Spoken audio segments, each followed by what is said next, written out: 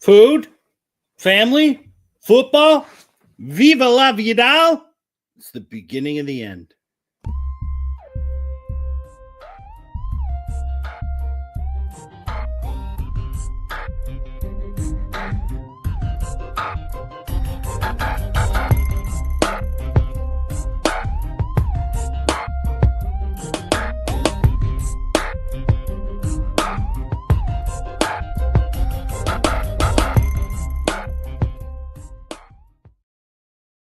Oh, yeah. Oh, yeah. What up there, guys? I feel like enough people don't watch the beginning. The beginning is one of my favorite things to do.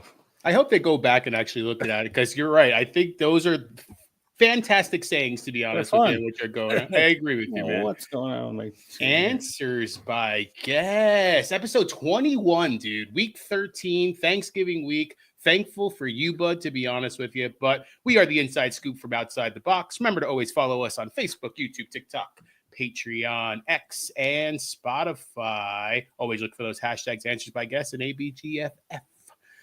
So it's a Wednesday edition. We're going to go full week because of Thanksgiving. Yay! So no guys this week, guys. I know I'm, like I said, thankful for a lot of things. Football and fantasy this year has not been good to me, so I'm really not too thankful for it, to be honest with you. Especially in ABG League. I think I'm 1-11. Yeah, but you're in first and fantasize me, so I don't want to hear it. Give and take. But hey, dude, we give out advice, and I shouldn't be in 1-11. But injuries and just craziness of this year has definitely changed things. Go ahead, go for it.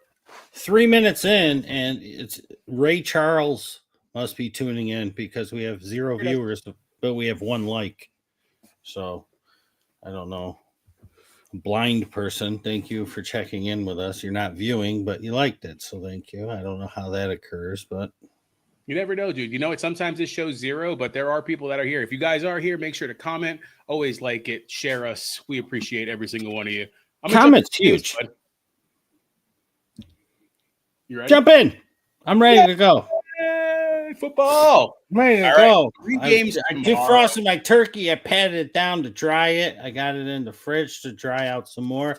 I'm doing a nice butter and herb mixture on top and under the skin. I stretched the skin off it and everything. So new recipe this year. So we'll see how it goes. I would like to try a piece of that if there's any left over, sir. If you put it in the mail. Please. Small packages work well. I'll pay for the postage if needed. Bubble mailer with tracking. I love it. All right. Chicago Bears, Detroit Lions is the first game tomorrow. 12:30 start. Chicago coming off of a very impressive game, man. I thought they actually had it in hand against the Vikings. Caleb gave me some points last week. I had to start him for Burrow. DJ Moore finally seems to be getting on the roll. He was definitely the guy that he was looking to the most. How do we feel about this Bears squad? The running game, Roschon was kind of the lead, but Swift really didn't do much. What are we thinking as far as the Bears offense and defense? And then on the Detroit side, they just keep on rolling, beat up on Indianapolis. It was more of a running game, though. Montgomery banged up. St. Brown banged up. Seems like these guys are going to try to play, but if they're not playing, who do we look at as far as if we're going to start anybody on this Thursday for Detroit? Yeah, the Bears, they did the old Larry Verse for the 5 guys to despise. I mean, I think I said it when I put him on there. It was one of the last halftime adjustment shows of this season. The whole team wound up, and they made the coaching change, and it's helping with the offense, I feel. Caleb is running some, and I feel like that's helping set up the pass game. You said DJ Moore got going. Keenan Allen had a nice game. It looked for a while like Odunze was about to be the guy. And, still falling off the face of the earth is Cole Kmet. Especially in such tight end situations, man. I had Kmet high on my list this year. What a fall from grace. Khalil Herbert scored a touchdown last week, but only had 2 carries. So it's like, I said Khalil Herbert. Same thing. Same. Roschon had 2 carries last week. He scored a touchdown. It's going to be tough to run against the Lions, but I feel like they might be best suited to try and run the ball as much as possible for as long as they can. Jahmyr Gibbs, I feel like, is going to blow up in this game. You said it, the Montgomery injury. I feel like it happened a couple weeks ago. I had mentioned it. And it just sort of got binged up a little bit worse here. I like their nickname. We never talked about that on this, Sonic and Knuckles. That's pretty cool. I do like that as well.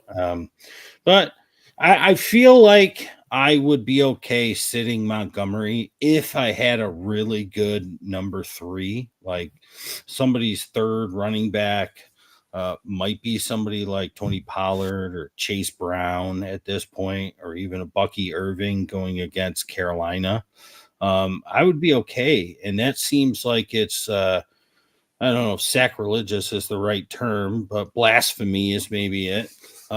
Sitting David Montgomery, but he's banged up, and the worst thing you want is him not getting through the entire game, especially being the first game of the second to last week, full slate. If there's nobody on bye, you have other options. I got ghosts behind me. I don't know who just saw that, but it was chaos.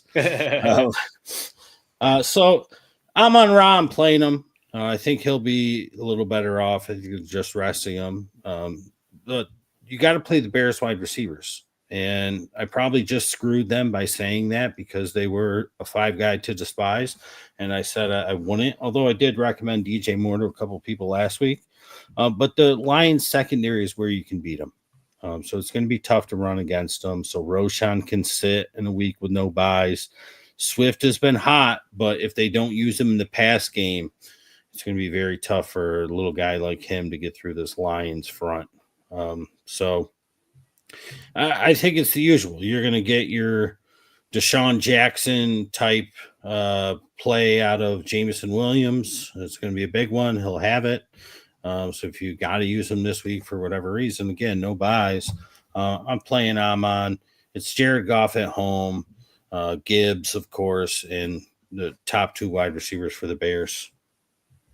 I like it. I like it a lot. The Lions lost 7 Thanksgiving games in a row. They really want to win this one. So I think funny that division foe though too, man. I feel like it's always a division foe though, right? They used to play Green Bay. I feel like every year. Yeah. I think they win this one. Marty asked a question. What about Kmet? You might have tuned in late. He's fallen off the face of the earth. There's got to be a better tight end you can use. If he's the best you have, then you got to roll with it because you can beat the Lions over the middle. You can beat them through the air. That's what the Bears are going to have to do. They're not going to be able to run against them very well. Yeah, I picked up Noah Gray. I had Kmet in a league. I dropped Kmet for Noah Gray this week, to be honest with you. Not that I think he's going to do much, but he's been doing more than Kmet. And to be honest with you, you had mentioned in the beginning of the year too, Kelsey is kind of on the downslope. Gray seems to be kind of moving up. We're starting to see some of that transition. Don't get me wrong, Kelsey's catching some balls, but again, it's more of you're starting to see Mahomes looking at Gray's way. Now, the only downside I'm going to say that we're not on that game, but it's going to be the 4th game we do because it's a Black Friday game. The only downside you have with that is they should run all over Vegas. 100%. I totally agree with you. Whereas I think Bears will be having to throw the ball throughout to keep up with the Lions. Gotcha. But I don't hate the call. I don't hate the scoop because if he gets it early, like he got it early and late last week, that's all you need. All the points count the same. Yeah, I totally agree. All right, let's get on to the next one here. New York Giants at the Dallas Cowboys. Everyone keeps on saying this is going to be a snore fest. I see you cheering. To be honest with you, dude, the Giants honestly looked horrible. Neighbors out talking, pretty much telling him, hey, throw me the ball before the 4th quarter and maybe we actually could do something. And then Drew Lock seems to be the starter. Tracy got the love. Singletary got the touchdown. What? I don't know what you're doing. Drew Lock. Oh, Drew Lock. Oh, that is Drew Lock. Good call. Good call. I'm excited. And then Dallas Cowboys on the flip side. Cooper Rush looked okay. What a 4th quarter. Like the last 5 minutes of the game was the most exciting thing I've ever seen in my 37 points or something in 5 minutes? It was ridiculous. I've never seen it. Dude, the fact that they did an onside kick and the dude caught it and ran it back, I haven't seen that in years. But again, I don't even know if I've ever seen that with an onside kick. Yeah, it was just maybe crazy, once my whole life. Exactly. Usually the guy just falls down. So I just a weird situation. But as far as the Cowboys, they played okay. Your man, can I call him Schoonmaker? Another touchdown, dude. Is he actually a start for a Komet, for example? I've always called him Schoonmaker. And is it Schoonmaker? Because I've heard people calling him Schoonmaker. Is there not an H in his name? There is. I'm going off of phonics, which would make it Schoon. Correct. I heard many people, even announcers, calling him Schoonmaker, which doesn't make any sense. That it's pronounced that way, which is weird. I guess it would be like a Achan. Correct. Even though it's Achan phonetically. What do I know? I'm just a teacher. You're just a teacher, dude. You're actually saying the correct things, and they're wrong. Yeah. So this game, I'm excited about Drew Lock. I really am. They should have done it last game. They were trying to fill the seats with DeVito. What a cluster that was.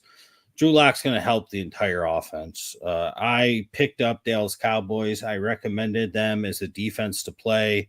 That is dramatically decreased now. And I'm being 100% honest. Drew Lock is not Joe Montana. He's not even Brett Favre, who would make a mistake quite often as a gunslinger. But he's a gunslinger, like Favre phonetically. But he's going to throw the ball downfield. He's going to make smarter plays than DeVito was. This is going to bring alive Neighbors. This is going to bring alive Slayton, who got 0 last week, and he'll be on everybody's benches. But you can't play him in a week with no buys when pretty much everybody's healthy. I mean, anybody who's not healthy hasn't been healthy for a couple of weeks at wide receiver position. I can't think of anybody that went down last week. So Tracy, I think people have been able to run all over the Cowboys. The Commanders, I almost called them the Redskins, were not able to do it last week. Both of their running backs got knocked out of the game. And so it was really like crazy because I thought Brian Robinson was going to have a heck of a game, but got injured on the first drive of the game. Tried to come back in the second half for a play or two, and he's like, I can't. So, but Tracy, I feel like will be a good play in this one. Drew Lock checking it down to him. He likes to do that with his running backs. Theo Johnson is somebody I would probably play over Komet, to be honest, going against the Cowboys. Listen, I picked up the Cowboys in 2 of my 5 leagues on waiver night because I was like, this is a matchup I want. Coming off that big win, got some momentum. The Giants are coming in. Nobody on the Giants wants to play football, but I feel like that had a little more to do with them picking DeVito over Lock, because I feel like people in the locker room realize what the rest of the world does, that Drew Lock is better than Tommy DeVito. And when they said, oh, Daniel Jones, don't let the door hit you, we're going to start DeVito, I feel like the whole team gave up right then and there last 100%. Week and let Tampa Bay run just all over them. But I feel like with DeVito out of the picture, not even flying with the team to Dallas, I feel like it's going to uplift the Giants just a little bit. I think Drew Lock is fiery, and he'll get the most out of those guys. So Wandale, all of those guys, I think they're all startable this week. This game, I'm with you. I said this is a perfect tryptophan game. You ate your Thanksgiving dinner, take a nap, wake up in the fourth quarter with 2 minutes left, catch the end, see who won, and get ready for the nightcap. Oh, yeah. I think this one's going to be high scoring. Dude, I'm starting Singletary. I think it's going to be a high scoring game. Yeah. Singletary's a sneaky one. I think, dare I say, Rico is going to be able to run against the Giants. Okay last week, man. Their rush defense. He's a bit of a plotter. You need a little bit of burst to take advantage of the Giants because the Giants give up a lot of yards before anybody even touches the running back. Problem is he might be slow enough that it'll be just that amount of yards and he'll go down. But if he can get a head start in some of these holes that the Dallas offensive line can create, he might surprise and bust off a long one. So again, it's tough because we're this late in the season. There are no buys. We talked about this last week. So you don't really have to play guys like that unless you're decimated. But I don't mind them. And Schoonmaker, whatever. Is Ferguson? He might play this week. I I thought think he he would play actually, tomorrow. yeah. So it takes him out of the equation a little bit. And then the other dude, I forgot his name already. He's out. I remembered last week. Who's the guy with the hyphen? He popped up again last week. Like, who is this dude? The other tight end. It doesn't matter. But Tolbert, Brevin Turpin, Spanford. yeah. So I think this one's gonna be high scoring, and I feel like the over under is probably low. I haven't looked. 43.5 would be my high guess. 42 would be my low. I'm getting there. I don't have it open up for a bad reason. I don't know why. Usually I do. I think this one 37.5. Oh, over. I love the over. I'm taking the over. I think everybody should take the over. Damn, 37.5 is low, man. There's going to be a defensive touchdown. Maybe from each side. Yeah. I like the over in this one. I'm going to take it. I might take it right here on the air. I like it. It screams it because everybody thinks. But I'm telling you, Drew Lock makes a big difference. Big difference. The team laid down last week with DeVito. So if you're worried about, do I start my Giants? I'm going to say yes. And I hate the Giants. I know you hate the Giants, but you're right. Drew Lock, I mean, he could see that when he was in Denver, he actually did some things. He can move the ball, like you said. So we'll see what happens. The check downs, I think you're right. I think that's why I'm starting Singletary, because you're right. Tracy's going to get the love, but I think Singletary could also be that guy to relieve some pressure as far as if they're trying to attack. So, and by the way, real quick, last week 16-8 ABG 3P. We always stay right at that 67%. I lost the DeVito. I think it was like 167 or something. He had 178, or it was 178, and he had 187. Real close. And it wasn't until the very end of the game where they were just chucking the ball, and Tampa was up by like 30. So Drew Lock's going to easily eclipse that in the first half. All right. I like it. Let's go on to the next one here. Miami Dolphins at your Green Bay Packers. Chance of snow, guys. Not a high chance. There are going to be some winds as well in this game. Very, very cold. I think even Mike McDaniel said, how do you prepare for this game? And he says, I'm going to throw ice cubes at the guys. Obviously Mike McDaniel is a totally different specimen, but Miami actually looked okay, man. A chain had the love. Yeah.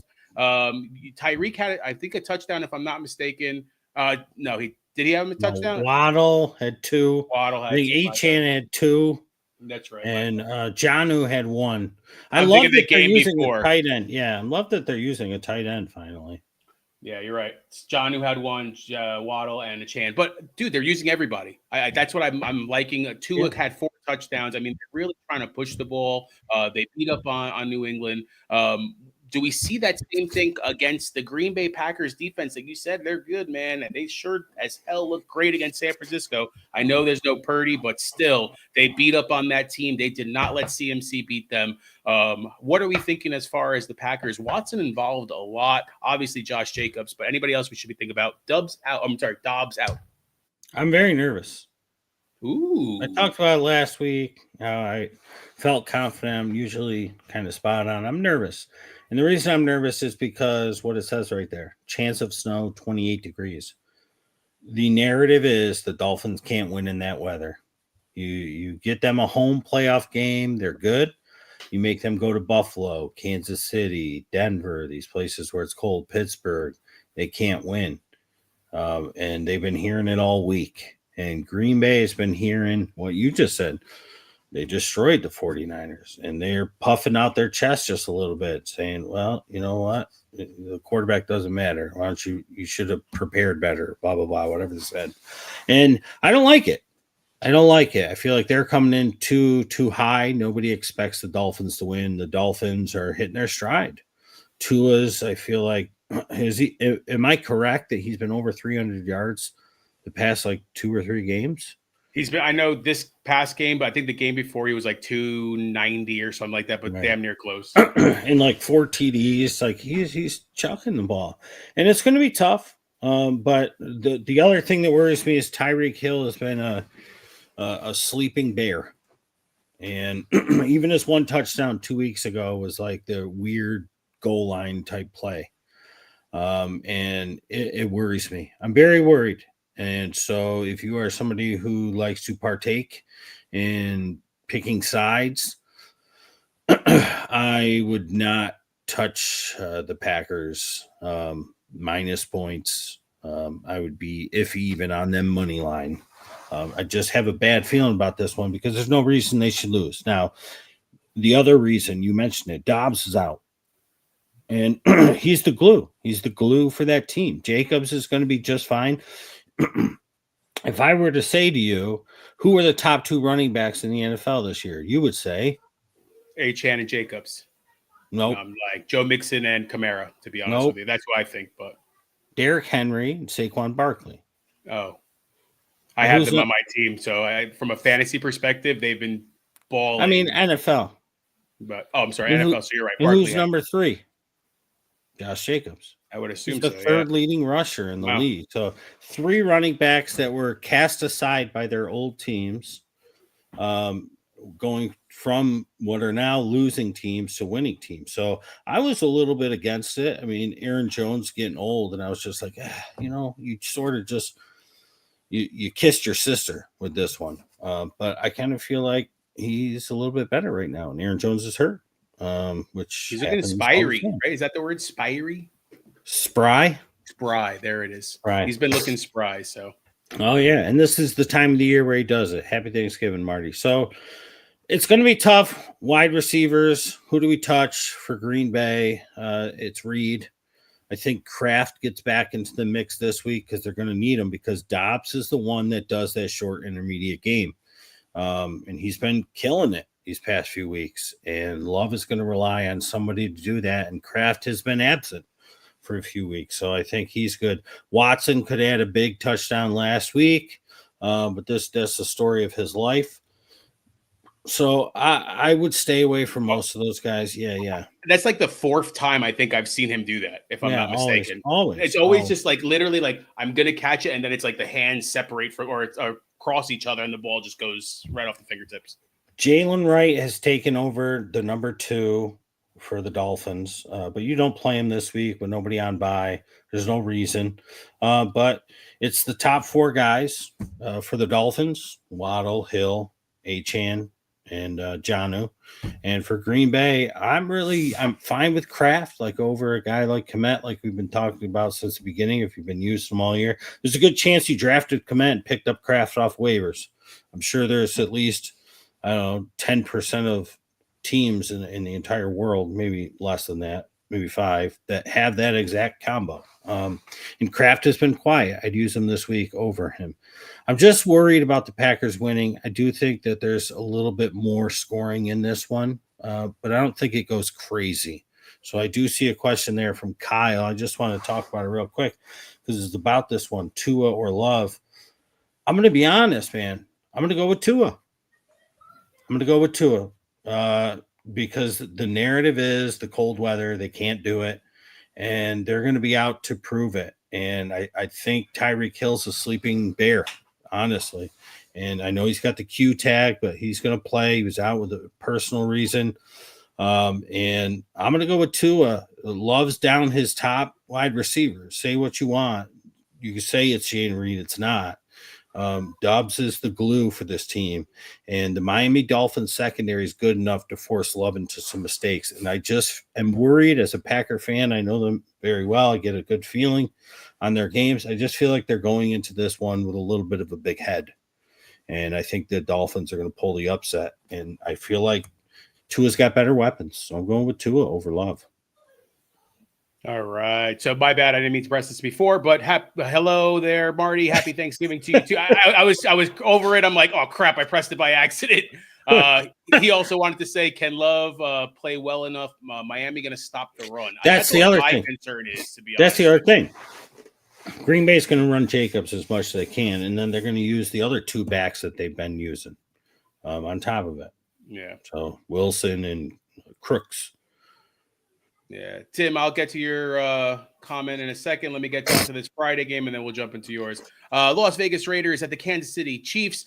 Black Friday game, 3 p.m. Another one. Chance of snow. Again, very limited, but again, possibly as far as temperature-wise, seems like it's going to be pretty cold out there.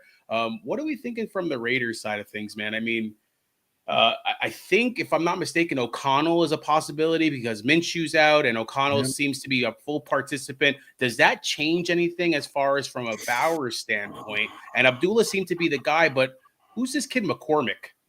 We were looking at Lobi, Laub, Lebi, but again, he kind of came out of nowhere, it seems like. What are we thinking as far as him? Is he even worth looking at? And then on the flip side of things, Patrick Mahomes actually looked like Patrick Mahomes a little bit last week. I felt like, again, we mentioned Noah Gray, 2 touchdowns, seems to have not surpassed, but kind of on the same level as Kelsey to a certain degree. And then Pacheco is on track, full participant, it seems like. What do we think about the running back situation if he does come back?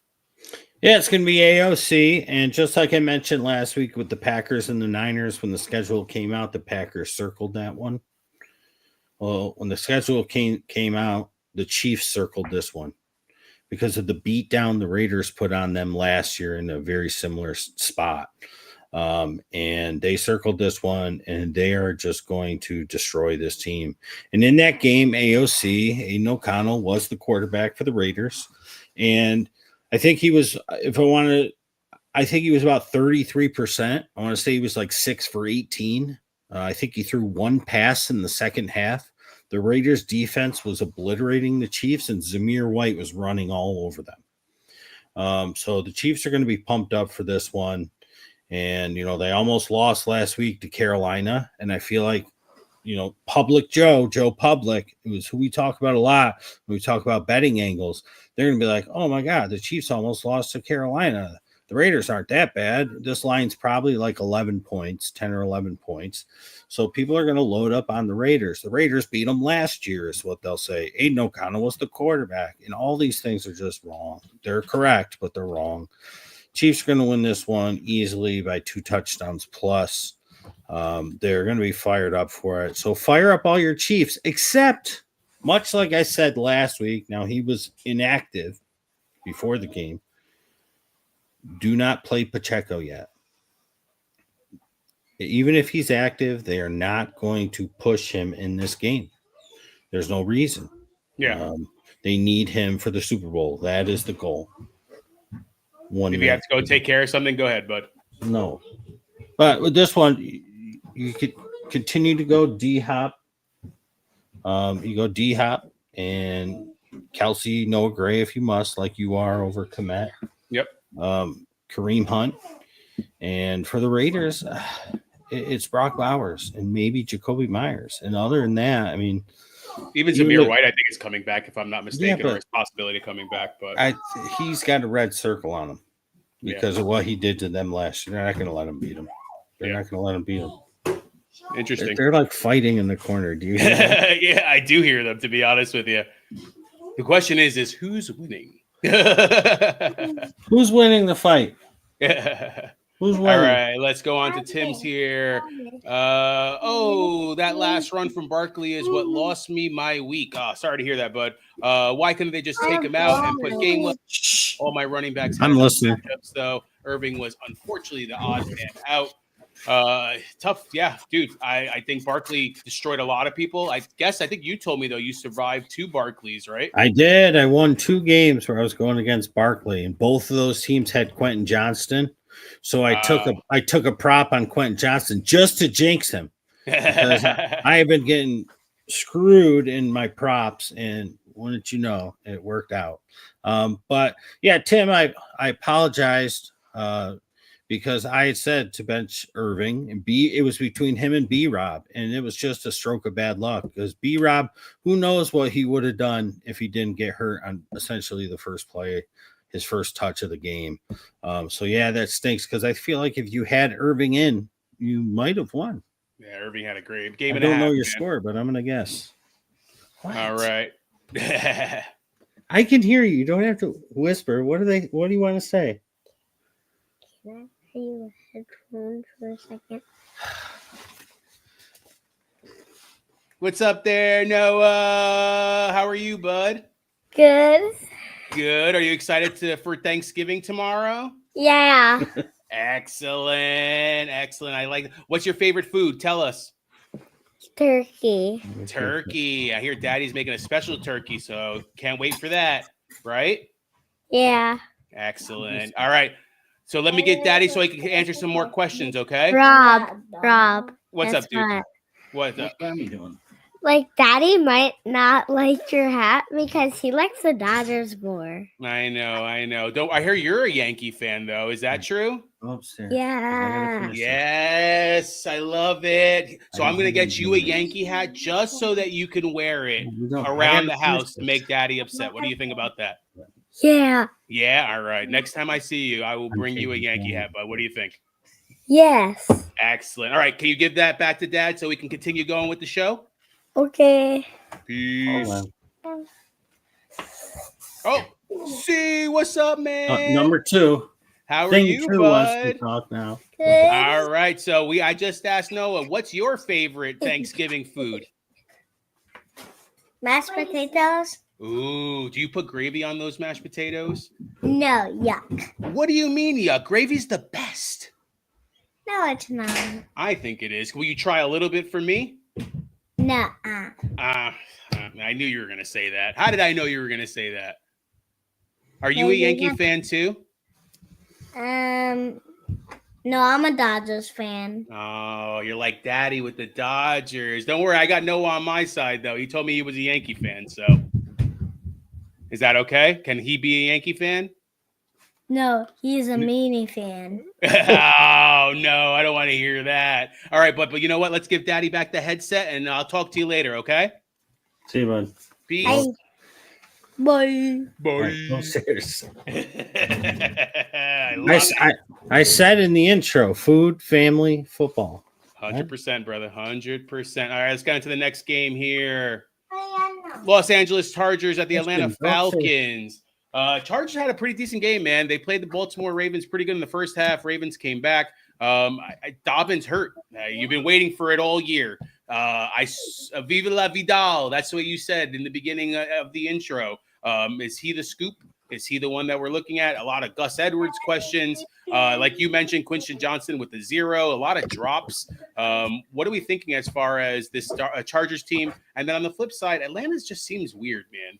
I don't know. Obviously coming off the bye, but still, it's like this team is just something that I don't know what to think. And the way they've been playing, I'm just not sure who to start and when to start them. What are you thinking? Yeah, the Chargers were in a tough spot last week. John always gets the best of Jim, it seems. And they had a chance. They were up 10-0. And ever since that 4th and 1 that the Ravens decided to go for it and snuck Mark Andrews for the first down, I mean, they just couldn't be stopped. And once Dobbins went down, their whole running game was just shot, which is why, like, I find it odd that these teams do this. Just the one example that is here is Vidal inactive. Like The last few weeks too, man. Yeah, I know. And they were doing it all year. And teams do this all the time. They make one of the young guys inactive and they have the vet sort of there. Haskins in this case. And Haskins couldn't do anything. And if you had Vidal active, he would have had a chance to maybe make a splash and help them in that game.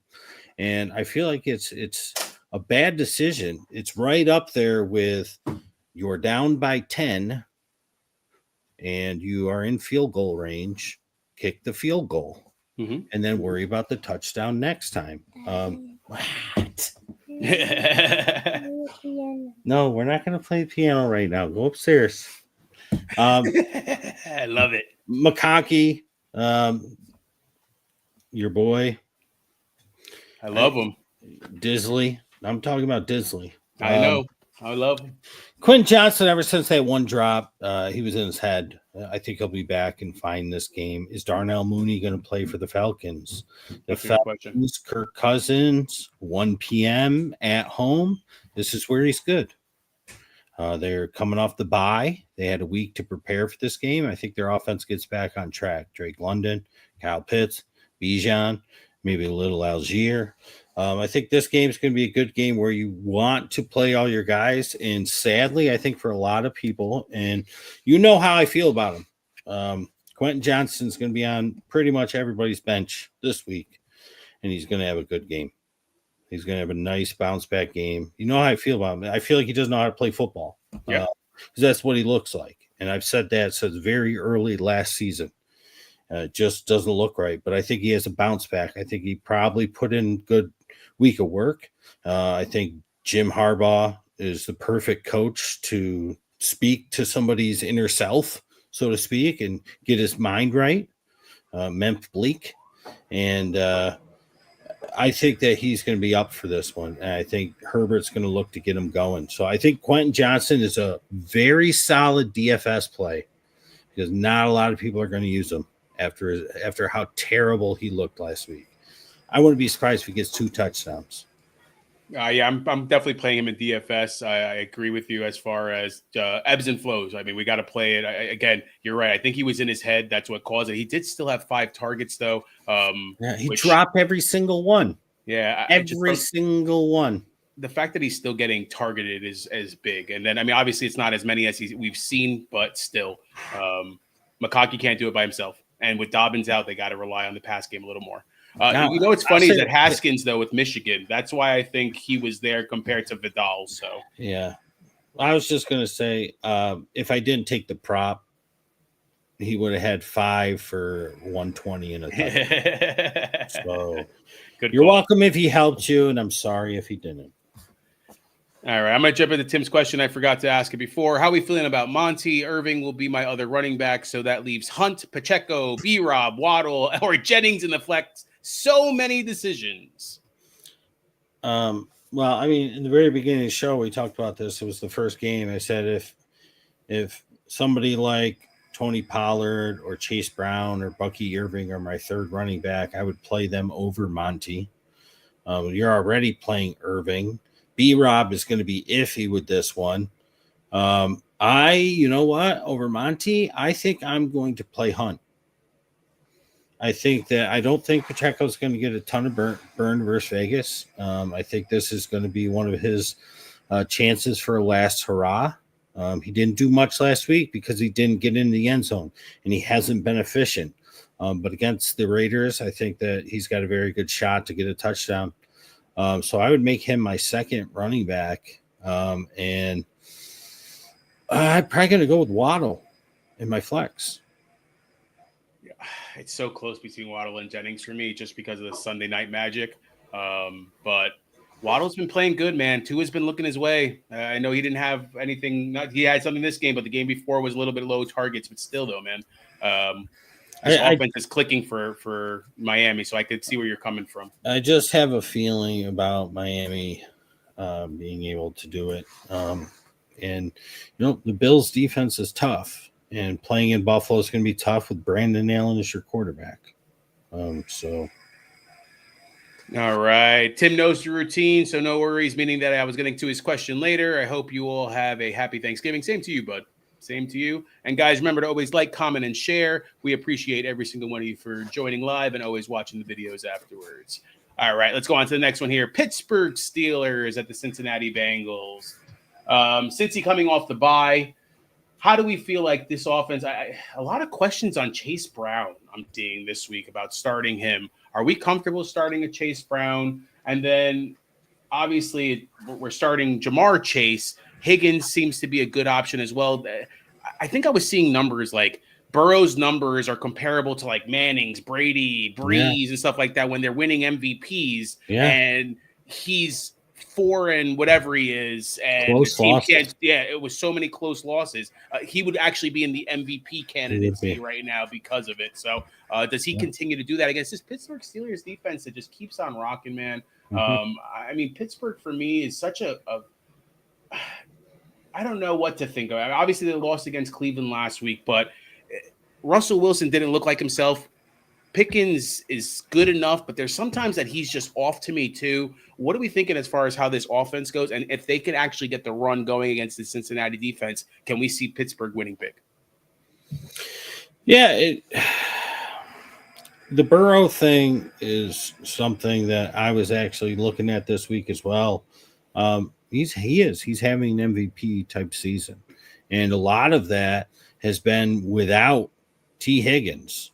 And we know that when he's out, Gesicki just fills that role beautifully. Having Chase Brown emerge has helped those numbers as well. But even early on, Zach Moss was catching some passes and doing some things. So I like Chase Brown in this one. I said if Chase Brown was my 3 and I've been using David Montgomery as my 2, knowing that they were playing the Steelers, I said I would use Chase Brown over David Montgomery this week. That injury worries me just a little bit. And I said this to, I think it was yesterday, buddy of mine, Massey at work. And I was like, I don't like Montgomery on Thursday. He's like, oh, revenge game. I'm like, it's not a revenge game. I said, he's already played them twice last season. So the revenge is done. There's no revenge anymore. You can't have revenge every single year for the rest of your life. So that taking that aspect out of it, and the fact that I think that Gibbs is just going to be able to run all over the place. I like Chase Brown. I like him enough in this one. I like how they use him through the air. He's running tough. I think the Steelers, although they had extra time off coming off that Thursday game, I think they're going to be a little bit of a hangover in this one. And I think the Bengals need this win. And I think the Bengals are going to win this one. The Steelers are going to lose 2 in a row. Ooh.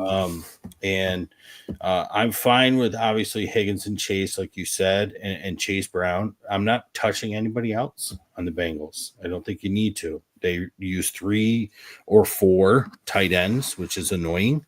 And Freiermuth, okay. I like how the first play of the game is always a pass to who?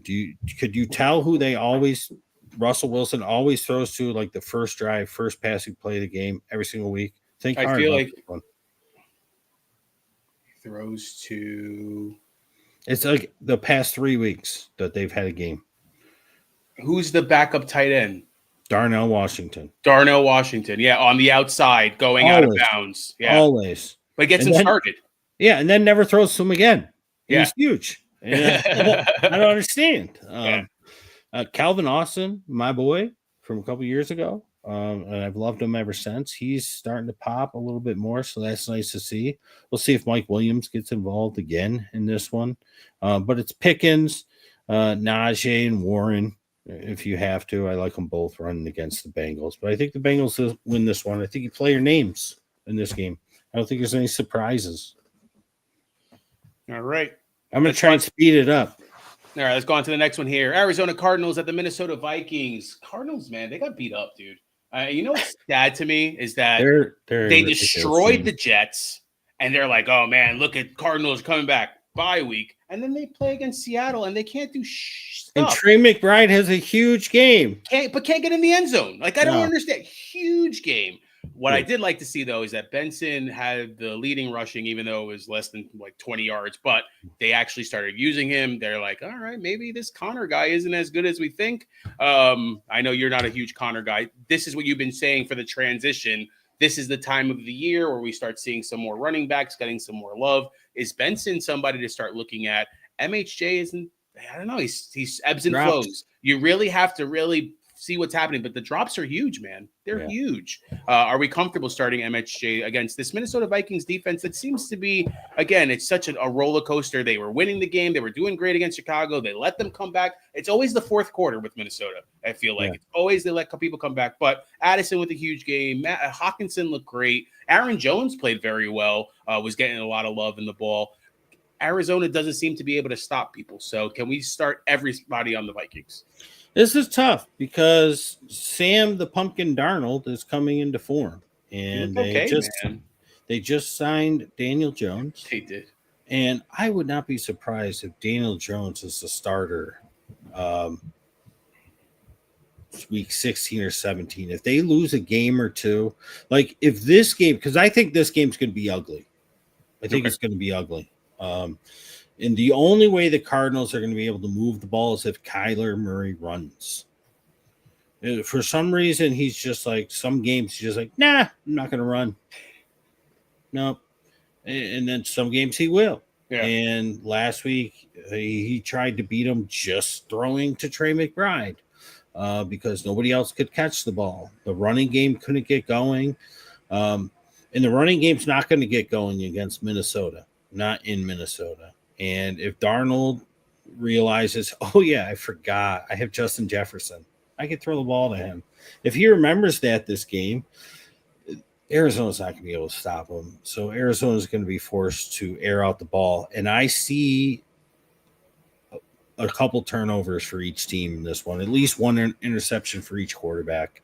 I think this is going to be an ugly game. I think there's no way I see Arizona winning this game.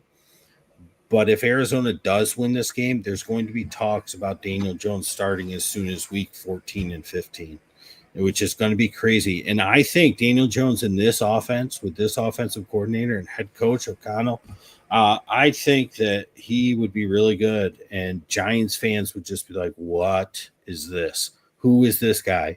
Where was he? I'm just going to be like, well, he was there, but you were also there. And you are the New York Giants, and you suck. And that's what you do to people. You make them suck. So sorry, Giants fans. But it's true. It's true. That's why Saquon left. And look what Saquon's doing. So this one's an ugly one, but I'm playing Hawkinson after the game he had last week. He's finally back. It's good to see with no Josh Oliver. So as long as he I don't know what it is, what Darnold's love affair with Josh Oliver is when he's got a healthy TJ Hawkinson, but it was nice to see that he remembers how good he was and he fed him. But Justin Jefferson, Addison with his blow up last week, we can't expect that every week, but he could do that every week. And we know he can do that. So those top three, Cam Akers looks really good as the spell back. Aaron Jones banged up. So it's always good. And I don't think you're playing Cam Akers this week, but next week might be a possibility. And it's Trey McBride. Can you even trust Marvin Harrison at this point? Can't trust Michael Wilson. No Greg Dortch. This is why Minnesota severely overpowers them talent-wise. But this game, when I look at it, I'm just like, I can see Arizona, and it just becomes a mess for Minnesota. Every year, they are right here, 9-2, soaring, and then they fall apart at the end of the season. And it's happened like the past 2-3 years, I feel like. It just, with Kirk Cousins, just falls apart. And I feel like we are on the brink of that. And the only one that can save them is Daniel Jones. Dude, if that happens, holy crap. I just have a feeling, man. I got a feeling, and this could be the beginning of it. I said it at the beginning of the end, in the intro. All right, moving on to the next one here. Indianapolis Colts at the New England Patriots, both coming off bad losses. Colts couldn't really move the ball. I think Richardson was the main person pretty much. He liked Pittman last game, but the offense just couldn't do anything. If you have Jonathan Taylor, I just don't understand why you don't use him. We can see why Richardson's a problem. He just doesn't know what to do with the ball, I feel like. And they know if you give the ball to Jonathan Taylor, they're going to just stack the box. So it's just, can you start anybody on the call? Jonathan Taylor, I'm worried about starting. I mean, you start him, but it's like, holy crap. This New England Patriots defense gave up a lot of points to Miami. They didn't look like the New England defense that we've kind of been seeing over the last few weeks, but this is kind of the opportunity for them to make it up. Drake May with a great touchdown. They said that he looks like a young version of Josh Allen. I said, holy moly, that's something weird to say. I guess they kind of have similar builds to a certain degree, but the way he threw it on the run, it looked like, I guess, like Josh Allen. But are we comfortable starting anybody for this team? Henry had an okay game. Hooper keeps on popping up, man. I'm between Stevenson and Montgomery right now, to be honest with you, on playing him. Stevenson with the down game. I think Gibson ended up having a better game than he did. What are we thinking as far as the running situation? Yeah, the Colts are my favorite streamer defense of the week, to be honest. If this game were at home, they'd be a slam dunk. But being in New England certainly helps New England defense against Richardson, who's mistake prone, and certainly helps their offense. We really couldn't get much going last week. And as of late, it seems like they'll go 2 or 3 quarters without doing much, and then all of a sudden start to move the ball. And it's like, well, why weren't you doing this the whole time? True. Ramondre, I like him in this game. And your question about Jonathan Taylor, I really like him in this game. I think they realize exactly what you and most people have, is that they're just not using him enough.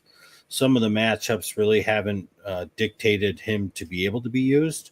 But I think they're going to get him going early and often, try and get him some. Hopefully Richardson could hit him on a screen or two, because he's got to get out to the edge.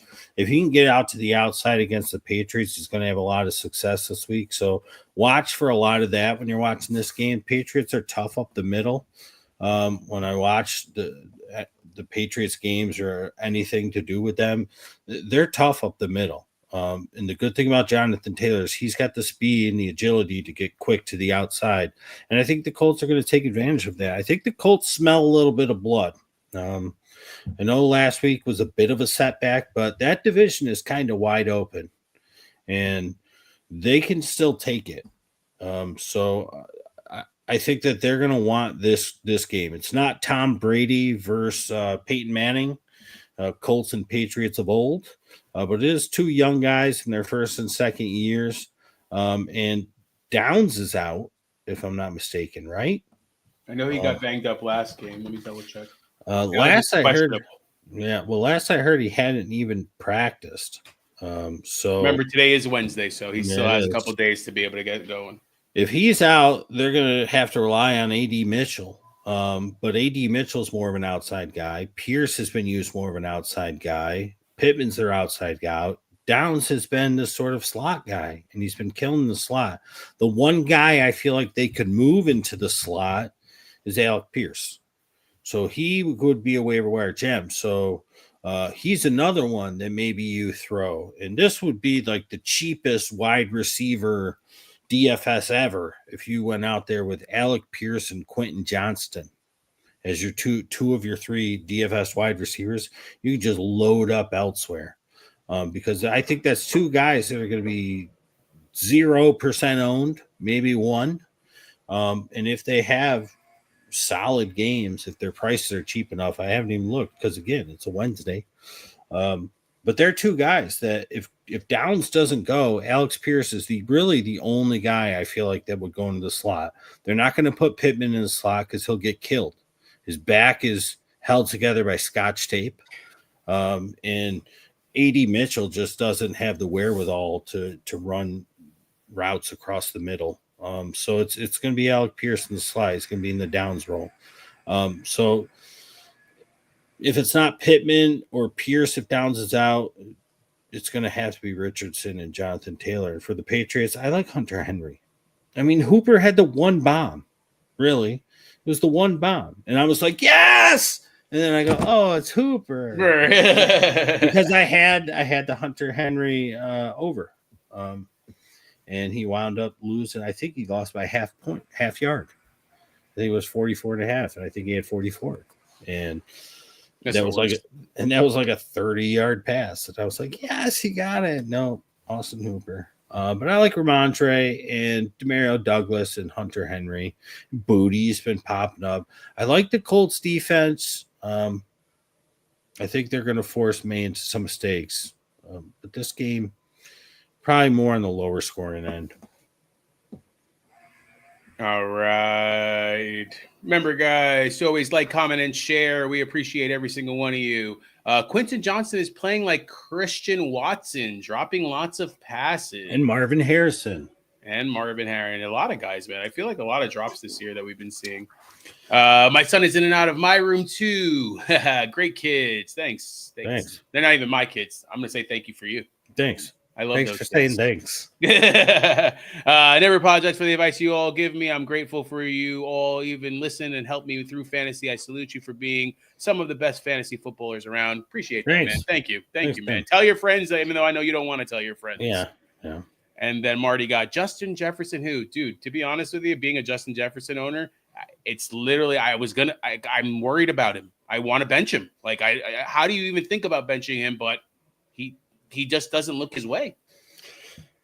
A lot of times we overreact to that because coverage dictates. And as dumb of some football in the past that we've seen Sam Darnold play, he's been playing relatively smart football. And if avoiding Justin Jefferson was the smart thing to do, we just have to suck it up and pull up our pants and say, okay, maybe next week. And they have a really great offensive-minded coach, and they will scheme some things for Justin Jefferson this week because they go back and look at the tape, and they got better angles in every angle. And they go, okay, this is what they did, so we have to do this. And they'll fix it, and it'll come to the surface this week. Jefferson's going to have a fine game. If there's going to be one person that saves Sam Darnold and from Daniel Jones, it's going to be Justin Jefferson. Got to play the ebbs and flows, man. Got to play the ebbs and flows. All right, going on to the next one here. Seattle Seahawks at I can't say my New York Jets anymore. No, I'm going to go with it. My New York Jets. Got to watch the wind in this game. Supposedly there's going to be some gusts happening on Sunday. Seattle coming off of a win against the Cardinals, but they didn't look great. JSN ended up having the better game compared to Metcalf being back. What are we thinking as far as who can we start from Seattle side? Kenneth Walker, I don't know, man. I feel like Charbonnet is better, but they don't use Charbonnet. I think you've been saying it too over the last year and stuff like that. Hey, Riley. There's my other kid. That's Ralphie. Ralphie. Sorry, Riley's the other one. My bad. And then the Jets things coming off the bye in the news everywhere. Rodgers going IR. Rodgers saying, like, who the hell said that? It just seems like such a weird situation. Breece Hall banged up, though. How does that affect things as far as the running game? Yeah. And they're saying that Garrett Wilson's still the guy. He's a special player and stuff like that. If Aaron Rodgers can't throw the ball deep, are we even comfortable starting some of these guys on the Jets? Well, I'm so glad that you're always on top of the weather. I noticed this earlier when I was going through stuff because I'm looking at one of my teams, and currently right now I have DK Metcalf in my flex. I mean, yeah, obviously I would move him out because if the time differences and all that, I would do that. But I was like, I kind of don't like it. And I noticed it was there, and they got the little weather thing next to it. And I was like, let me click that. And I click it. Oh, wind. Because I really am trying to get Taysom Hill into my lineup and use Taysom Hill and Trey McBride. And I think I'm going to bench DK. Ooh. And it's against you in ABG. And I think I'm going to play Taysom Hill over DK as of right now on a Wednesday. I think that's what I'm going to do. Head coach came out. We haven't gotten to the Saints game. The head coach came out and said we have to use Taysom more. He's a big part of our team. And I'm between Taysom Hill and Hawks, dude. And the wind is enough for me to say, okay, that's fine.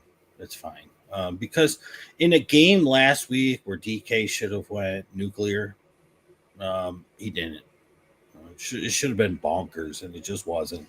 Yep. And the Jets through the air aren't amazing. They're fool's gold is your word, but on the ground is where you can really beat them, and they'll use Walker and Charbonnet as much as they possibly can. Their defense is okay. Rodgers is healthy as he's ever been in the past month and a half, according to him. And the Jets, Garrett said that they're not giving up. Maybe they went out and they sneak in, according to him. It may be. But with no Breece Hall, you're going to see a lot of Braylon Allen. And if the wind is what it is, it's going to be tough for Devontae, and I think good for Garrett. So I would play Wilson over Devontae if the wind is bad. JSN over DK if the wind is bad. DK is more of that deeper guy. JSN is filling that slot beautifully. So, yeah, I'm as of right now, I'm playing Taysom Hill over DK Metcalf. If that gives you any type of idea, if you have a comparable, I mean, obviously Cortland Sutton is somebody you would play over DK. I would. He's on fire. I would play T. Higgins over DK at this point with the weather. So it's tough. It's a Wednesday. We got to watch it. If you have a DK question, hit us up in the Facebook group, and we'll get to it before Sunday morning. Also, but as of right now, I'm benching him. All right, let's go on to the next one here. Tennessee Titans at the Washington Commanders. Again, another wind situation on the East Coast. Seems like it's going to be windy on Sunday. I don't know, man. I like Will Levis. I don't know. It's kind of weird to say that, but the way he's been playing, he's been looking pretty damn good since the This injury, is the man. Will Levis that everybody thought we'd see in the beginning. Commanders are on a downslope, too. They Can are. we see the Titans playing well? I know Pollard played okay. He had a good first half, kind of not the greatest of second half, but when they move the ball really well. Your boy, Akane, Akine, but I like Ikine because that'll always be his name. Yeah. So, are we comfortable starting him? I call him. Yeah, all he does. Chris Carter just Touchdowns, scores touchdowns. That's it. I love it. So, They're always huge. Could he be your third wide receiver, and then you just go bonkers on everybody as far as for your DFS? Sucks. So that could be a possibility. I'm starting Ridley this week. Who else will be starting from the Titans? And then on the flip side, like I had mentioned, the Commanders, such a weird game with Dallas, up and down. I'm actually starting the Commanders defense this week, but I'm kind of like hesitant, to be honest with you. Yeah. I've been kind of starting them the last couple weeks, but it's just been something that I'm not sure about. B-Rob banged up. Eckler got knocked out. What are we thinking? McNichols, is he an okay start? And then Terry McLaurin really didn't do a ton until that huge touchdown. Are we comfortable starting him too against this Titans secondary that's actually okay? Yeah. Have you ever like open your closet one day, like you're getting ready to put on a shirt, and you're like, oh my god, my closet's a mess. I gotta clean it. So start pulling stuff out. You take a box out and you open it up and you look and say, oh, I forgot I had this. You ever done that? Always. Well, that's what Tennessee did last week. They dropped back for a pass, and there's Chigakonkwo going over the middle. I forgot to even mention that. Took off.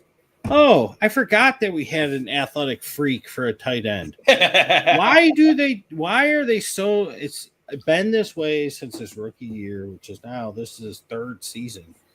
It's like it takes them to the double-digit weeks for them to realize that they have one of the fastest combos of speed and muscle at tight end, and to use, like, I hope this opens up Pandora's box for Chig, because he's just insane. And I love how he changed his official name from Chigosium to Chig, and it says right on the thing Chig now. That's good. He took off his full name, but full name's cool, but still Chiggy. Why did it take him so long? But yes, I agree with you. Levis playing like they thought he would. Love Pollard in this one, even though it's tough to run on Washington. But I think Levis is going to be able to open up through the air with Ridley. They're going to keep Chig involved. Chig is somebody I would play over Kmet this week. We're picking on Kmet just because it was the first game, and we talked about how he fell off a cliff. If you're wondering why I'm even talking about Kmet. And for the Commanders, the team is declining. They're declining. The decline actually should have started a week sooner, but there was a Hail Mary by Jaden Daniels. Sure. And I kind of think I kind of feel like their bye is going to happen at the perfect time for this team, because they could very well lose this one and be in grave danger of being everybody's favorite pretty girl to trailer trash kicked to the side of the road, because if they lose this one, then I think they're in the 7 seed at best, and teams like the Rams and either the Falcons or the Bucks or even the Saints, because they put a couple in a row, are going to be climbing right behind them. I wouldn't be surprised if Washington hits a bit of a skid, especially with their top two running backs out. You got to, well, B-Rob might play, but you got to play what's Jeremy McNichols this week. Even though Tennessee's got a tough rush defense, I mean, he played very well the last time he got to fill in. But with no Eckler and possibly no B-Rob, I feel like Jeremy McNichols is a great play this week, especially in DFS. Titans a good rush defense, but it's a great play. Daniels being scared to run has killed this team. It's exactly what we said the week before, man. Yeah, so all right with this one. Let's go on to the next one here. Houston Texans at the Jacksonville Jaguars. Same game coming off the Tennessee game. Again, they look good every other drive, I feel like, with Texans. Houston. Yeah, sometimes the Texans look fantastic. There's 2 drives in a row. It's like, damn, that Texans, they can really move the ball. And then all of a sudden they forget to play football. Mixon not playing well, obviously, last game. Got a bunch of carries, didn't move the ball. I think Mixon not doing that kind of hurts their offense. But Nico Collins has the touchdown, but I think he got one called back, if I'm not mistaken. He did. Another windy game. How are we feeling about this Texans team, and are we comfortable starting pretty much everybody against this Jacksonville Jaguars team where they're kind of on the skid? Mac seems to probably going to be benched again for Lawrence because Lawrence is looking to play this game. Now that Lawrence is in, how does that help the situation? Bigsby should be back. How does that help the situation? And then anybody else I'm missing from the Jaguars that is worth starting? Yeah, Trevor Lawrence helps. Bigsby helps. They have Parker Washington and Brian Thomas. Everybody else is hurt. So Kirk's hurt, Gabe Davis hurt, both on season-ending IR. I mean, that's pretty much what they're going to be rolling with. And the Texans' defense has been playing really well. But like you said, the Texans, it's one good drive, one bad drive. They open up every single game, it seems like, or at least early on, with Nico catching the little screen where he takes off and just scoots 60-plus yards, and then it gets called back. It's 2 weeks in a row now that's happened. Mm-hmm. He's a must start. Wins of 10 to 15, if that stays the same or goes down, I'm not worried about it because a short pass to him, and as long as he's not running into 50-mile-per-hour winds, nobody's going to be able to catch him because he's shown it 2 weeks in a row. I think Joe Mixon gets back on track against Jacksonville. This is a team that is looking basically they're going to be looking for a new head coach amongst other things. So they're going to have a new city probably soon in a new country on a new continent. Oh, so a lot of things with this team are sort of going in the wrong direction, and Houston really needs to get on track because, like I said, I think the Colts, they could sneakily win this division. I just have a feeling. But I don't think this week you have to play Mechie. You can't play Schultz. I guess Schultz or Kmet would be a good question. Like, I don't even know if I would go Schultz, to be honest. I might even go Kmet this week because it's against Detroit and their secondary is so bad. And it's hard to run against them. You can run against Jacksonville, so I think Mixon will have. So I think this week, there's the one person I would play Cole Kmet over, Dalton Schultz. We'll see if that's right or wrong. You can write that one down, folks. But other than that, I mean, Tank Dell. I mean, you play your names. The win's going to matter. Tank Dell will be more affected than Nico if it's 15+. This is a rare late season first week before the ending quadrant of the season where there's no buys. So we really don't have to get cute. And I feel like if you've listened and you've watched since we opened, the cutest thing I've said is I would bench David Montgomery. Other than that, it's pretty much you just got to play the best guys this week. I agree, man. Especially no buys, like you said. Yeah, it's just everybody's there, or if they're as long as they're healthy, I'm playing them as well. All right, going on to the next one here: Los Angeles Rams and the New Orleans Saints. Going on to the Sunday afternoon games. Rams, they played okay in the first half, but then lost it. I feel like everybody got love though. You got Kyron, you got Kupp, you got Puka. Are we comfortable starting all three of those as well as Stafford against this New Orleans Saints coming off the bye? You had mentioned Taysom Hill. They want to get him more involved.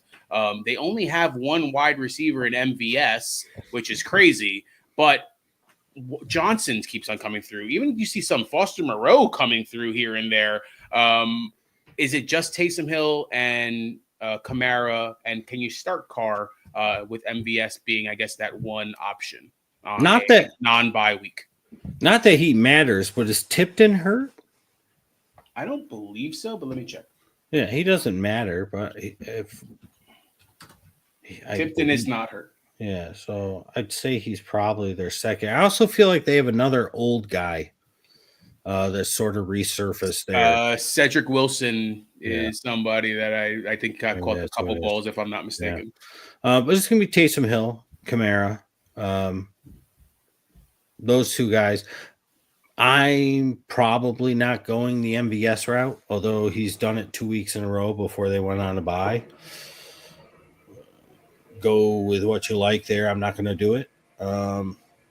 At home against the Rams, does he have a chance? Yeah, of course. The secondary can be beat, showed last week.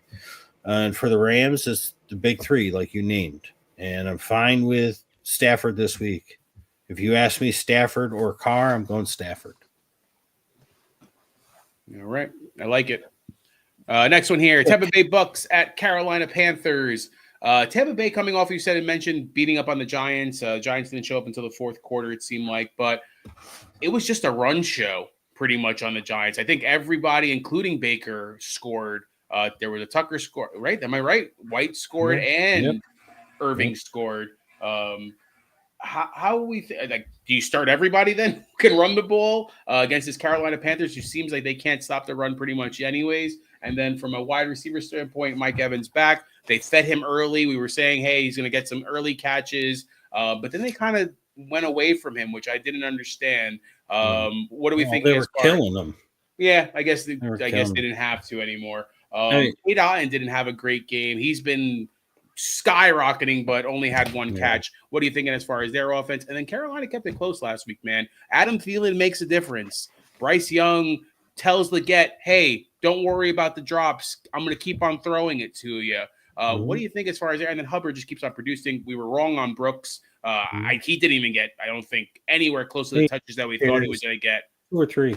Yeah, only 2 or 3. So if he did get the touches, he did produce some yards. But what are we thinking as far as this Carolina Panthers offense against this Bucks defense? Yeah, well, last week on the main show, which was the only show last week, and it will be the only show going forward for the rest of the season, I said that the number one play of the week is Mike Evans over yardage. And I feel like it was like the first thing on ABG3P that you asked me about Evans. I think they were the first game. Yeah, and I was just like, whoop, I told him Baker gave him a present. He opened it up. It was a bib. He said, put it on. You're about to get fed. And that's what happened early on. And, I mean, Baker, how amazing. You know that I love this dude. I got such a man crush on him.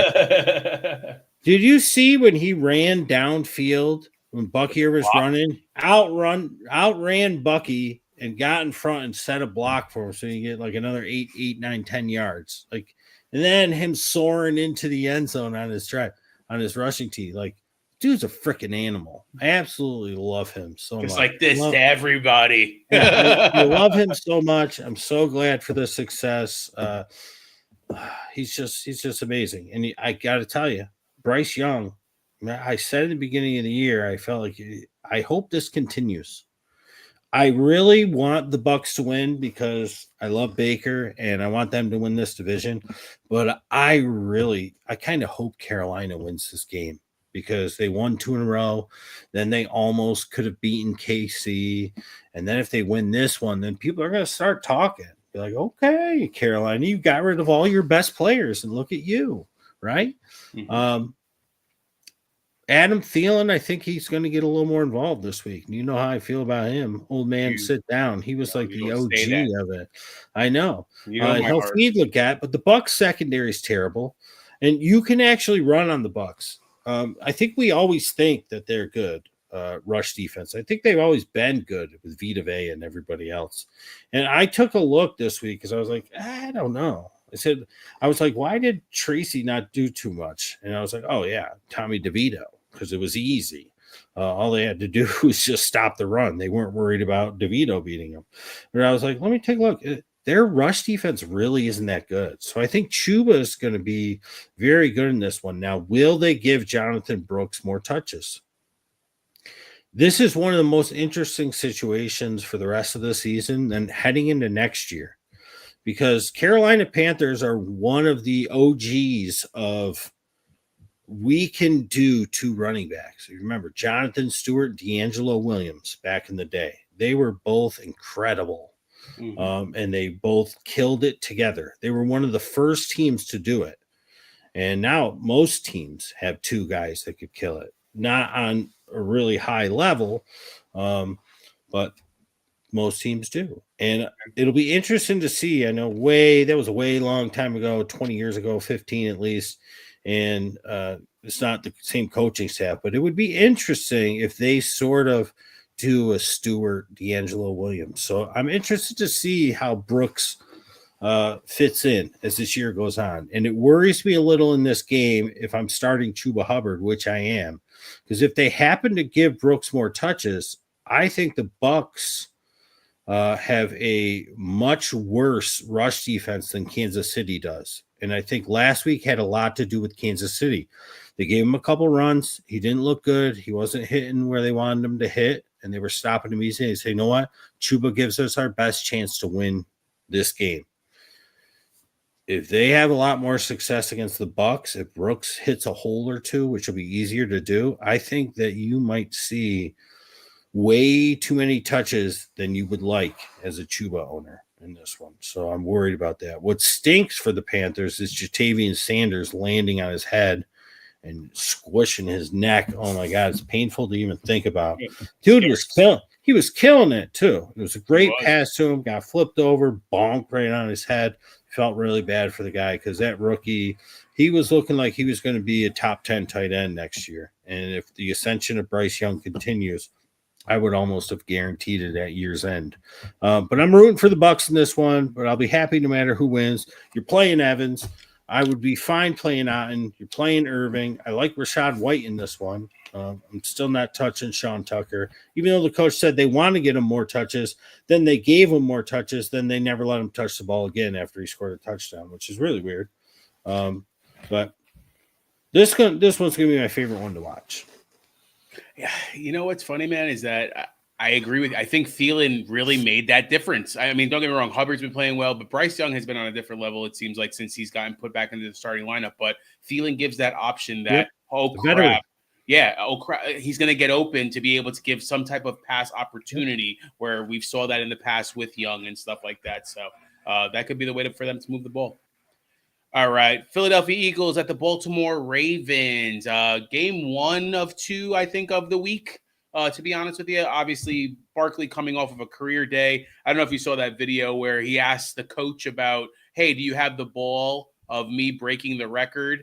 And he's like, you threw it into a fan. And he just made like the saddest face. He was like, oh, it was heartbreaking to see. But obviously, you're starting Barkley. But A.J. Brown, you called it. He said, hey, he's going to go through the roof this week. He looked good as well. Are those really the only 2 guys that we feel comfortable starting? Obviously, Jalen Hurts too, but I guess 3 guys comfortable starting against the Eagles, even though they're putting up tons of points, man, to be honest with you. And on the flip side, Lamar is always Lamar, but Bateman with a big touchdown. I just don't know. Andrews looked good. Another good touchdown there too. Henry didn't have the touchdown, but he's the go-to back. I like Justice Hill in this game, though. Am I crazy for liking Justice Hill in this game? I feel like the Eagles really don't do well against speedy running backs. Yeah, don't want to have much of a cop out. If you have more specific question, you could ask them. But I think this is a good game for me to catch up on some time I spent with my long-windedness. I like everybody in this game. Everybody? I like everybody. That Goddard. If Devonta Smith rises from the dead, I like him. Names, though. I'm not playing Johnny Wilson. No, I'm not. Not even Dotson? I'm not playing Deontay Johnson. No, because every time Lamar throws him the ball, he falls, and Lamar gets mad. Yo, I don't know what it is about his feet, dude, but you're right. Every time he goes to throw him the ball, he falls. He falls. I don't get it. It's ridiculous. So if your name is not Deontay Johnson or Johnny Wilson, I'll play you this week. Yeah, quick. Right. Let's go to the I next like one. it. All right. San Francisco 49ers at the Buffalo Bills. So I was saying that was one game. I think this is the second game of the week. Obviously, Sunday Night Football. San Francisco coming off of a tough loss. Obviously, Purdy didn't play. Seems like Purdy's trying to play this week. I think if I'm Purdy sure he is. Yeah, I mean, against the Bills, I think you want to play. Obviously, getting beat After up last week. Kittle still seemed to be the guy. Like you said, backup quarterbacks tend to go to the tight end. He had the best game out of everybody. Jennings was the other one. Everybody was like, oh, man, what about Debo? You called it, man. Debo doesn't have the greatest of games when he's not. It's that CMC Ayuk option. Debo seems to be kind of left out when they're not all healthy. Who are we starting for the 49ers? And then on the flip side, Bills coming off of the bye. They just keep on trending upward. Cooper now should be a week healthier. How does he get more involved? I see a lot of questions on Keon Coleman. I'm seeing a lot of questions on Ray Davis even getting involved. What are we thinking as far as Buffalo Bills? Yeah, I don't think that you would play Ray Davis this week. Okay. But it's a good idea to scoop Ray Davis if he's available and just sort of have him in case. Because if anything happens to Cook, he's going to be valuable these last, 4 weeks of the season after this week, 14, 15, 16, 17, right? Mm-hmm. So he'll be valuable to have, but he's not somebody you're playing 2 weeks before the playoffs start. Not when there's no teams on bye, not when the majority of people, unless you've been rolling with Brian Robinson and David Montgomery, then I'm probably not going to play Ray Davis. And I would probably play Montgomery over Ray Davis. So there we go. We're bringing it full circle to the first game. I would play just about most people over David Montgomery because I'm worried about his injury. But I would play him over Ray Davis. But Shakir, my gosh, he just continues to kill it. So coming off the bye, I expect that to continue. Even with Cooper a little bit healthy, I'd play Cooper in this one. Snow is a possibility here too. Just to throw that in there. I didn't mention. We saw it last Thursday that snow helps the offenses. It's just easier for the offense to. It's easier for you to know where you're going to run than a person trying to cover you knowing where you're going to run. I mean, it's just common sense. And the snow just assists the offense. We saw it. That game was supposed to have no points, and they exploded to a ton. And there was a ton of big plays. And that's what you see if there's snow. So I like them all. Keon Coleman, we'll see if he gets back. If he does, they'll use him. The Packers had success pretty much across the board against this Niners defense, and going into Buffalo at night, the Mafia in the stands is not going to be easy for Mr. Allen if he's the quarterback. I'd like to get Debo more involved. I'm sure he's not happy about it.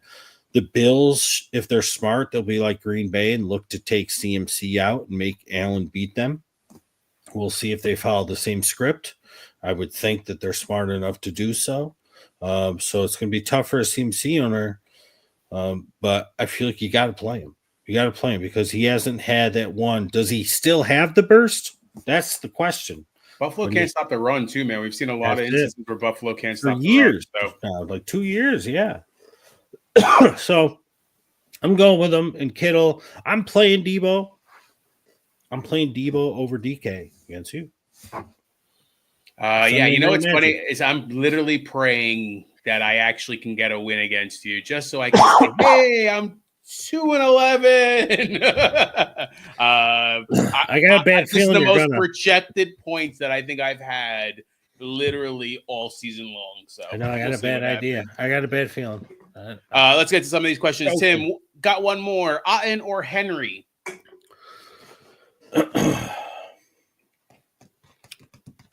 Um, I feel like Otten has the easier matchup, and he wasn't really involved last week because he didn't really need to be. But I want to say Henry. I'm still waiting. Henry TD is due. It was due last week. All right. What's up there, Frank? How are you, bud? Would you go Ray over Johnston this week? Johnston was one of your calls earlier in the show. I got to get a drink. I'm going to run real quick. Yep. Frank, at the very beginning of the show, I talked about, and sorry, Frank was actually one of the people I was playing against last week, where he had Quentin Johnston, and the 0 points allowed me to get the win. That happened in 3 leagues, which is crazy. 2 of those teams that I beat had Saquon, so it's like that's how I defeated Saquon, because they also had Quentin Johnston who did nothing. So it sort of helped to even it out because my team did really well. But I said I have a feeling Quentin Johnston's going to have a really good week this week. So especially if Mooney plays. If Mooney plays, you're not playing Ray. Not over Johnston. Johnston's going to have a nice bounce back this week. Rob, talk him up for 1 minute. I got to get a drink of water. Of course, man. So kind of the Ray situation, like Guess was saying, I'm definitely keeping him, though. I'm keeping him on my bench. I want to make sure from my perspective that I have somebody that's a third back. So I made a trade recently, actually with Guess in our most important league, we would say, as far as I traded a lot of guys. Rob tends to do things when he has some beverages in him. I traded Otten, Bigsby, and Moore for Bucky Irving and Chris Olave, which doesn't seem like it's great news, but I'm looking for, I was needed a third back, and all my guys don't have that potential for the third back. I feel like Ray has that potential where if I had somebody like a Ray, I wouldn't have had to have made that trade, but somebody to pay attention to. I think Ray, you're going to see this week, especially if this is a snowy game, that he's going to be your grinder. James Cook's going to be your catchback as far as getting, on the outside or little dump offs. Ray's going to be that guy up the middle where it's like, oh man, he just went for 30 yards on somebody because he knocked somebody over. He's talking about Ray McLeod for the Falcons. Oh, all right. Well, so take away the last 45 seconds of what the hell I just talked about. And then we're going to go, Johnston over Ray. And he's talking about Ray next thing. Wow, that's why I said if Mooney plays, you're not playing Ray. I'm drinking some water, man. You know how that goes. All right. You mentioned B-Rob may not play. I have 2 not great options for replacement, Javonte or Davis. Maybe that's what I was looking at. Or B-Rob plays. Maybe I was reading ahead a little bit here as far as that. But B-Rob seems like he's going to try to play. Yeah. Well, we haven't gotten to the game yet. We haven't gotten to the Monday night game, but I'm going to go with Javonte. Sean Payton, what are you doing? You're running Marvin Mims as your running back. Bro, it's everybody. Anybody and everybody's touching the ball in the backfield. He's just an evil, not even genius. He's the new Belichick. He's just an evil, period. He's an evil. But I would go Javonte. Obviously, because Javonte's Monday night. So if B-Rob plays, and then you can make that decision before game time. But I would actually, you know what? He took a week off, was inactive, then came back last week. It didn't last 5 plays. So I don't even know if he pushes himself to play, if I even want to risk it. I'm just going to put in Javonte, I think. Monday night, a pretty good matchup. I'm just going to go with Javonte, I think. All right, Marty, with watch potential heavy lake effect snow in Orchard Park. Yeah, man, that's going to be I miss those days. Yeah. Originally from Syracuse, I used to get that lake effect snow. And then Tim with, Cleveland is getting that 2 well east of Cleveland, 18 to 24 inches. Holy crap, that's a lot. Lake of snow. Erie. Oh, yeah, fun times. All right, last but not least, we were just talking about it. Cleveland Browns at the Denver Broncos.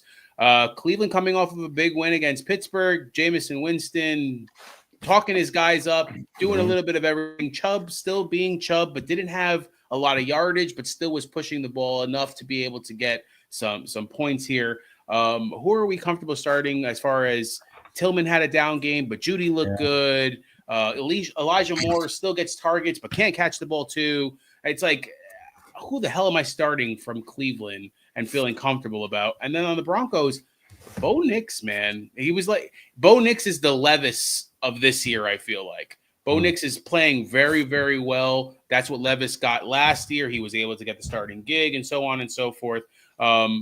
Sutton seems to be his guy. He tends to go to him a lot, but Vele is not far behind. Are those two guys that were comfortable starting? And then you mentioned Javonte in the last question. Is he going to get the love, or is it going to be 947 running backs again? Well, yeah, it'll be 947 running backs plus a couple wide receivers like last week with Marvin Mims. But I think that this is a game that Denver controls for just about the majority. Cleveland coming in off that big win. It was nice to see Jameis Winston. Smile on his face is just beautiful and super contagious. And it's just like, awesome, you feel so happy for the guy. He's just nothing but smiles like that. That's what I like to see. But I think it comes crashing down to earth and mile high. The Denver defense is just going to shut down everything. Tillman's probably going to be out with a concussion. So now you're down to Judy and Moore. A shell of himself with Nick Chubb. Ford, I had the prop on him last week in the snow. I was like, Chubb doesn't look very good. Maybe they'll throw him some passes. No, they didn't. I think that you'll have to see that this week. I think they'll have to have some dump offs to Ford. So I think Ford is a sneaky play. Like maybe if you do those captain chairs or whatever the hell they're called with FanDuel, like throw him in there because I do think that Denver is going to get up in this game 7 to 10 points and sort of control it from there. Their defense is really good, and at home they're just a different beast. And Winston makes mistakes, and I think it's going to be tough for the Browns in this one. I don't think Nix is going to go nuts. However, he is your front runner for Rookie of the Year at this point. He has overtaken Jaden Daniels in my mind. This team is ascending. Washington is descending. Nobody expected the Broncos to be this good. They have essentially one pass catcher in Cortland Sutton who's absolutely killing it. And the other option that they have is Bo Nix and his legs. So I think they get it done. Bo Nix and his legs, Cortland Sutton. I think Javonte is really the only running back that you can trust because Sean Payton is evil. He's an evil. And he'll give the ball to everybody like we saw last week. We might even see Adam Troutman run a couple carries this week. But the Broncos are control this one. I'd be fine sitting just about every Brown. I really would. And that's weird because it's Monday Night Magic. And we've talked about that for the 8 years that we've been doing this. I mean, you always want to have a guy. I feel like Judy's been hot his past couple. But the only thing I'll say for this is revenge game for Judy. That's about it. So he's maybe the one I would be okay playing because he'll get up for this game going against his old team. I'm stuck between Njoku and Henry, man, to be honest with you. I keep on going back and forth, but I think I'm going to stay with – I have Njoku. I've had Njoku in all week. I feel like Broncos are a little softer when it comes to the tight end compared to everything else. So I'd be fine with Njoku. He worries me every week he's going to get hurt. Yeah. You know what? When he catches the football, he doesn't look like – he looks like Derrick Henry to me. He looks like he's just too big up top. And then as soon as he gets hit on the bottom, he just topples over like he's done. It's like, what happened? Why is that happening? So Njoku and Judy, two guys over the middle. Yeah. All right. Domo with the question here. I was offered JT, Jonathan Taylor, George Pickens, I'm going to assume, and Evan Ingram for Bucky Irving, Najee, and MHJ. Current tight end is Laporta. Wide receivers are Puka, CD, and running backs are Chain and Tracy. What do you think? I've been a Bucky guy since the preseason. He was a 5 guy for your eye. And I kind of feel like I'd rather have Jonathan Taylor. I like their schedule to end out the season. I know it has been good. I feel like they're going to get him involved this week. And having Laporta as your tight end, I would much rather be able to choose between a healthy Evan Ingram. I don't know why I was thinking George Pickens. Okay. Pickens goes in well. You're getting rid of MHJ. I would rather have Pickens. I'd do this trade. I think I agree, man. Who are on your running backs are Achane and Tracy? Yeah, I would do that, Domo. Because I'd rather have JT. I really love Bucky Irving, but he isn't a two-headed, if not three-headed. They said before last week they want to get Sean Tucker more involved. They did in the beginning. He scored the first touchdown. Then they really never gave him the ball again, which makes no sense because you said you wanted to get involved. You got him involved, and then he was no longer involved. But you're going to have headaches like that. Bucky Irving ran wild last week. He's had weeks like this. I love him. I think he's the best running back on the Bucs, but he's not the only running back on the Bucs. Jonathan Taylor, other than Anthony Richardson, I guess, is the only running back on the Colts. They have a nice soft schedule to end the year. Pickens has been killing it ever since Russ took over, and Ingram is better than Laporta, especially with Trevor Lawrence coming back. So I'm doing this. The only thing I'm worried about is the bye week, but you're right. They have a very, very soft schedule. They have a bye week 14. This week they have the Patriots. Yep. When they come back from the bye, it's Panthers. Right, but he'll be fine because he's got Achane and Tracy. Correct. Titans for week 14. So whatever. Right, and the Giants. So something to pay attention to, but I agree. I think I would take that trade. He'd be losing MHJ next week anyways for the bye week. So it's like, late trades, though. I kind of like the late trade, to be honest with you. Yeah. Frank with one here. Lockett, Robinson from the Rams. I think he got a Dewey. Just be careful with that. And then Kraft for flex. Frank Kraft was somebody who I said I feel like is going to get involved this week with no Romeo Dobbs. He's going to be that security guy over the middle. Dobbs is the glue for the Packers because he catches those balls short and intermediate over the middle and an occasional deep ball. And guess what? That's Tucker Kraft. And we've seen Dobbs come back from his earlier injury or his personal matter that he had. I remember where he was upset he wasn't getting the ball or whatever, came back, and he has been the glue that has held the offense together and allowed them to be successful over these past few weeks. And who has been absent during that time? Tucker Kraft. Well, now Dobbs is out. Who's going to emerge? Tucker Kraft. I see it, and that's who I'm using out of these three. All right. We're going to go to questions from the Facebook group. Bear with me one sec, guys. I wasn't able to do the kind of slideshow that we usually do, but I am going to share my Facebook so that we can be able to see the questions here. I have such a dry throat. Pardon me. All right. Jeremy with a question. It all started when I called Sean Payton an evil. Yes, you're right. Don't call him an evil then. That's what it comes down to. Jeremy with a question here. Any case for Freiermuth over Henry, or is target volume with Henry the way to go? Yeah, I'm going to go with Henry. Yeah, I would go with him over Freiermuth. All right. Antonio. Hi, friends. What's up there, Antonio? Myers or Judy? I think Myers is probably... I'm going to say higher ceiling. But you might get more volume with Judy. I'm going to go Judy. All right. And I just think the Chiefs are just going to murder Vegas. I just not let O'Connell do anything. Packers or Vikings. I'm going to go with the Vikings. I feel like that game's going to be super sloppy. Interception for both teams we talked about. Sorry about that. I forgot that I was scrolling up here. And then Marty with a question here. Running backs, Tracy or Gus Edwards or Vidal or Jaylen Warren? Jaylen Warren had a pretty decent game last week.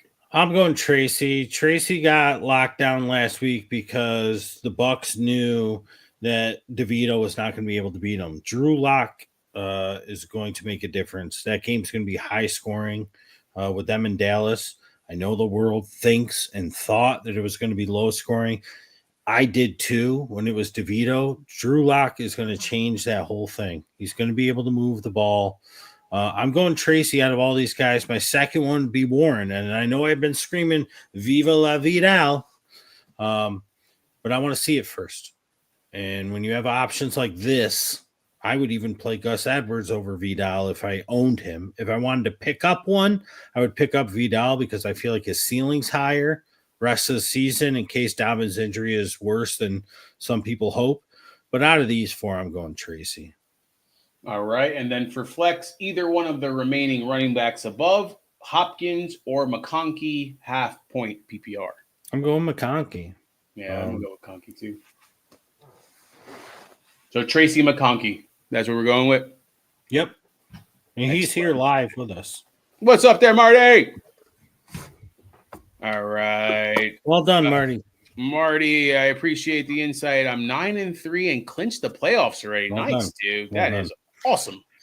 Glad to hear that, Well to be done. honest with you. All right. I'm happy to hear that. And then, yeah, that's the last game, guys. That's it. Holy moly. Look at that. An hour and 40 minutes. Not too Hey, shabby. We're done Going for through the all of week. them. We get We to go are- on vacation from our job we don't get paid for. Yeah, we love to talk about, obviously, I fantasy love it. football, but I look forward to this. It's like I get to hang out with my friend because with us just having a house full of children, we don't really get to hang out. that's a very good point, dude. And what do I always tell you? Hey, sometimes I have to escape. And where do I escape to? Your house. So happy Thanksgiving, everybody. I hope you guys all have enjoyed times with your family. Remember always to be thankful for something just because why not? It's easier to be thankful than to have hate. It is. So I think that we need to do that a little bit more often. Yeah. But I am thankful for you guys. I am thankful for this show. I'm thankful Mm-hmm. for a little bit of everything, to be honest with you. But I am thankful for fantasy football because, like you mentioned, I am in first in our most important league. Yes, And you are. my goal is to continue to stay there. So I wish you good luck in ABG, even though I really hope that I win this week, so I can come back next week and be like 2-11. No, I can't suffer any loss in that one. My goal is to take that championship down, and I got to get in the playoffs for that to happen. So, sorry, I'm going to have to take you down. All right. Thank you, Marty. Thank you for always joining us, man. And you hope you enjoy your Thanksgiving with your loved ones as well. Guess anything else? Yeah, happy Thanksgiving. Enjoy the day tomorrow for real, like with your family or friends, whoever you're with. Because if you got fantasy people going and it doesn't go your way in any of the 3 games tomorrow, you're going to feel a little pissy.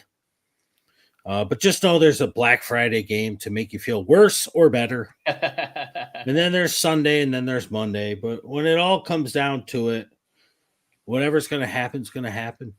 So enjoy the time with your family because you don't know how many more you got with them. Preach, That's brother. what matters the most. I totally agree with you, man. All right, guys. ABG is out. Always look for those hashtags, Answers by Guess and ABGFF. Always look for us on Facebook, YouTube, TikTok, Patreon, X, and Spotify. Best of luck this week and happy Thanksgiving, guys. Happy Thanksgiving. Peace.